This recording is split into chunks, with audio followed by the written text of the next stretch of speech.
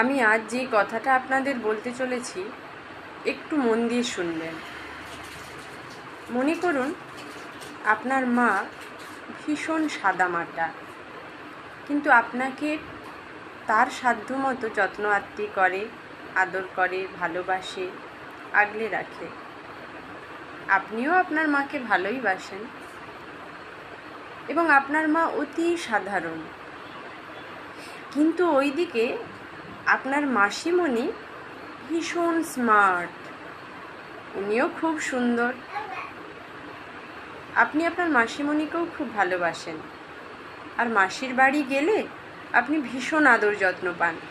আপনার মাসিমণি খুব কেয়ারিংও।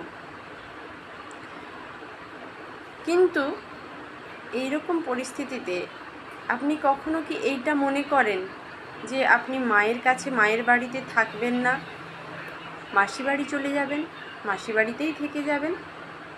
থেকে গেলে অসুবিধে নেই, মাসিমণি আপত্তিও করবেন না, আদর যত্ন করেই রাখবেন। মাও হয়তো মুখ ফুটে কিছু বলবে না, কিন্তু আপনি কি এটা করতে পারবেন? বা এটা কি ঠিক হবে? এবার হয়তো আপনি বলবেন যে এমন কথা বলছি কেন হঠাৎ?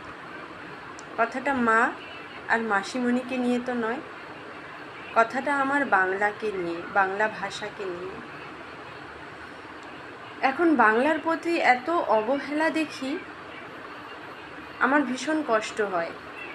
আমাদের মাতৃভাষা তো বাংলা, কোথাও আমরা সেই বাংলা মাকে হারিয়ে ফেলছি না তো? আমি মানছি ইংরেজি ভাষাটা খুবই শুনতে ভালো এবং এটা একটা ইন্টারন্যাশনাল ভাষা, বাইরে গেলে কাজে লাগে, সব দিক দিয়ে সুন্দর, সব দিক দিয়ে।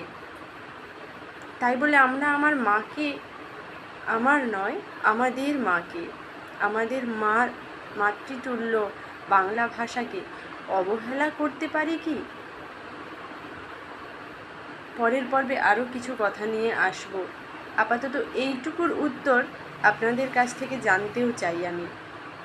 বর্তমান সমাজ পরিস্থিতি এবং বাংলা ভাষার প্রতি মানুষের অনীহা নিয়ে আপনাদের কি মতামত জানার অপেক্ষায় থাকলাম।